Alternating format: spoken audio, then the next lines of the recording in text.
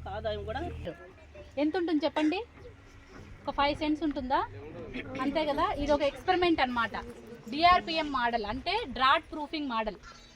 దీన్ని కొండల్లో కానీ ఎక్కడైనా మనకి బీడు భూములు ఉన్న చోట మనం నేనేం మాట్లాడుకున్నాం, 365 రోజులు భూమిని కప్పి ఉంచాలి, ఏదైనా పంటలతో కప్పి ఉంచాలి. దేనివల్ల చెప్పండి? ఎందుకు భూమిని కప్పి ఉంచి ఏమవుతుంది? కార్బన్ డైఆక్సైడ్ ఏదైతే వాతావరణంలో అది ఉంది దాన్ని మొక్కలు ఫోటోసింథసిస్ ద్వారా ఉపయోగించుకొని భూమిలో కార్బన్ డైఆక్సైడ్ ఎక్కువ శాతాన్ని భూమిలో పెట్టేది ఏంటి? మొక్కలు. కాబట్టి బీడు భూముల్లో కూడా ఇట్లాంటి మోడల్ చేయడం వల్ల ఇక్కడ అన్నీ కూడా డ్రాట్కి తట్టుకునే మొక్కలే పెడతామన్నమాట. వీటిని 3x3 ఫీట్స్లో ఏ విధంగా పెట్టారని చెప్తారు. ఇది పెట్టడం వల్ల ఏమవుతుందంటే భూమిని కప్పి ఉంచుతాము, అలాగే రైతుకి కొంచెము అలసంద, తర్వాత ఆముదము, కంది ఇట్లాంటివి కూడా పెట్టుకుంటారు. వాటి వల్ల ఇన్కమ్ వచ్చే అవకాశం కూడా ఉంది. మెయిన్గా భూమిని కప్పి ఉంచితే ఎక్కువ కర్బన శాతం మనము భూమిలో ఏదైతే మనము డీకాంపోజ్ అయిన వేరు వ్యవస్థ ద్వారా డీకాంపోజ్ అయిన మెటీరియల్ ఏదైతే ఉంటుందో నెక్స్ట్ ఆ రైతు గ్రౌండ్ నెట్ కానీ ప్రధాన పంటలు వేయడానికి అనుకూలంగా 3 to 4 tons ఆఫ్ మనకి ఎరువు అనేది ఫామ్ అవుతుంది అన్నమాట సాయిల్లో. దానివల్ల ఈ మోడల్ని ప్రమోట్ చేస్తున్నాము. అనంతపురం ఇట్లాంటి ప్రాంతాల్లో పూర్తిగా డ్రాట్ ఉన్న ప్రాంతాలు కాబట్టి ఫస్ట్ అక్కడ ఎక్స్పెరిమెంట్ చేయడం జరిగింది. మన దగ్గర కూడా ఎక్కువ శాతం రైన్ఫెడ్ నేలల్లో గ్రౌండ్ నెట్ వేస్తాం కాబట్టి గ్రౌండ్ నెట్ చాలామంది రైతులు ఇప్పుడు గ్రౌండ్ నెట్ తక్కువ వేస్తున్నారు. అంటే వివిధ కారణాల వల్ల, యానిమల్స్ దానివల్ల కావచ్చు, లేదా కాస్ట్ ఆఫ్ కల్టివేషన్ ఎక్కువ అయిపోవచ్చు, దానివల్ల తక్కువ వేస్తున్నారు. అట్లాంటి ప్రాంతాల్లో బీడుగా పెట్టుకోకుండా రైతు ఇట్లా ఈ మోడల్ వేసుకున్నట్టయితే తక్కువ ఖర్చుతో కొంచెము ఆయనకు ఇన్కమ్ కూడా వస్తుంది, అలాగే ఆయన భూమిని కప్పి ఉంచిన వాడు అవుతాడు. కాబట్టి ఈ మోడల్ ప్రమోట్ చేస్తున్నాము. ప్రస్తుతానికి ఇది అక్కడక్కడ క్లిక్ అయింది. వర్షాలు పడితే జర్మినేషన్ వస్తుంది, జీవామృతం ఇట్లాంటిది స్ప్రే చేసుకున్నప్పుడు ఈ మొక్కలు కొంచెం ఎదిగి రైతుకి ఇన్కమ్ కూడా ఇస్తారు. ఓకేనా? ఇవి ఎట్లా పెట్టారో చెప్తారు. ఇప్పుడు స్క్వేర్లో మనము 3x3 తీసుకుంటాం. 3 అడుగులకి 3 కర్రలో 3 అడుగులకి 3 అడుగులు ఇట్లా తయారు చేసుకున్నాం. ఎట్లు చూసినా 3 అడుగులు ఉంటుంది.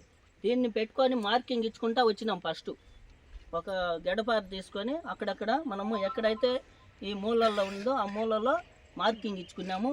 ఆ మార్కింగ్కి సంబంధించి ఫీట్ అట్లు చూసినా ఇట్లు చూసినా ఫీట్ ఉండేట్టుగా రౌండ్గా మనము దాన్ని తవ్వుకున్నాం. ఇప్పుడు మొత్తము తవ్వాలంటే మొత్తము దున్నాలంటే రైతుకు ఎక్కువ ఖర్చు కాబట్టి మనము ఈజీగా ఒక రైతు లేదా 2 రైతులతోనే ఇక్కడ పని. అంటే ఖర్చు తగ్గే విధంగా దున్నకాల ఖర్చులు కానీ ఇవంతా కూడా మనము యాక్చువల్గా మన ప్రకృతి వ్యవసాయంలో ఎక్కువగా దున్నాల్సిన అవసరం కూడా పడదు.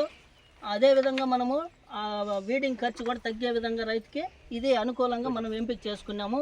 ఫీట్ చేసుకుంటాం. 1 ఫీట్ ఉంటుంది. ఎట్లా చూసిన ఫీట్ కూడా ఫీట్ కంటే కొద్దిగా అట్లా ఇట్లా రైతు అనేవాళ్ళు అట్లా ఇట్లా చెప్తారు. మెయిన్గా మనము మధ్యలో కంది, ఆముదము 2 విత్తనాలు ఎంపిక చేసుకున్నాం. మధ్యలో ఏదైతే ఫీట్ ఈ గుంత ఉంది కదా, ఆ గుంత మధ్యలో ఒక గుంతలో వచ్చి ఆముదం పెడతాము, ఇంకొక గుంతలో కంది పెడతాం. అది ఆ విధంగా అన్నిటికీ ఫిల్ చేసినాం. నెక్స్ట్ మనము ఈస్ట్ వెస్ట్, ఈస్ట్లో వచ్చి అనుములు తీసుకున్నాం. నెక్స్ట్ వెస్ట్లో వచ్చి అలసంద తీసుకున్నాం. నెక్స్ట్ ఇక్కడ నార్త్లో వచ్చి బెండ, దానికి ఆపోజిట్గా గోర్చిక్కుడు పెట్టినాం.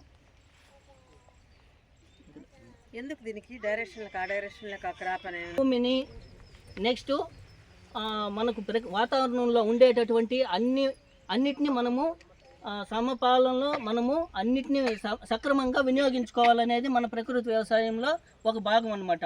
ఇప్పుడు మనకు సూర్యరశ్మి ఎట్లా అంటే ఇట్లా దక్షిణాయనంలో ఉంది. దక్షిణాయనంలో ఉంది కాబట్టి ఇక్కడ గోర్చిక్కుడు పెడుతున్నాము, అవతల బెండ పెడుతున్నాము. ఎందుకంటే గోర్చిక్కుడు తక్కువగా ఎత్తులోను విస్తీర్ణం కూడా కొమ్మలు కానీ అవంతా కూడా తక్కువగా ఉంటుంది. ఈ నీడ ఇక్కడ పడిన తర్వాత అక్కడ బెండకి తగులుతుంది అనమాట. కాబట్టి మనము ఆ డైరెక్షన్లోనే వీటిని తీసుకున్నాం. నెక్స్ట్ ఇది బాగా అల్లుకుంటుంది. అనుములు అల్లుకోవడం వల్ల మార్నింగ్ అయినా ఈవినింగ్ అయినా మనకు ఎండ బాగా తగులుతుంది. నెక్స్ట్ దీనికి కూడా బాగా తగులుతుంది. అదేవిధంగా ఇక్కడ మనము ఈ కార్నర్లో అంటే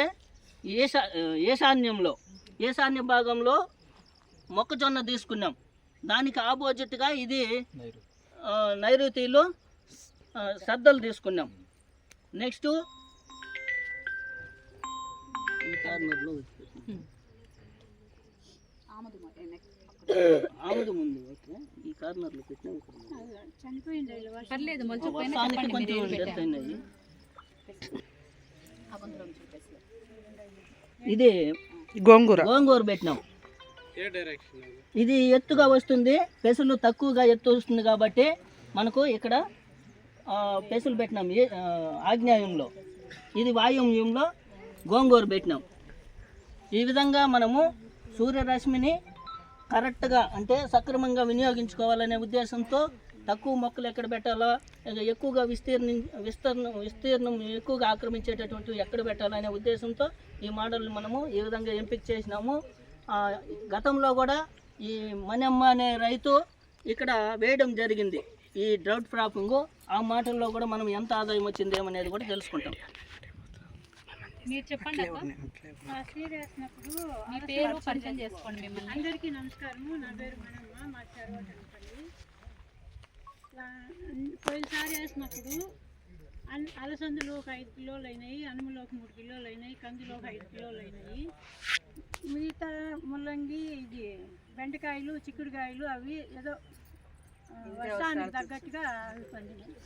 దీనివల్ల భూమి మాకు లాస్ట్ ఇయర్కి ఈసారికి కొంచెం బాగా తయారైంది. భూమి తొలితే కూడా ఎర్రలు అన్నీ బాగా వచ్చినాయి.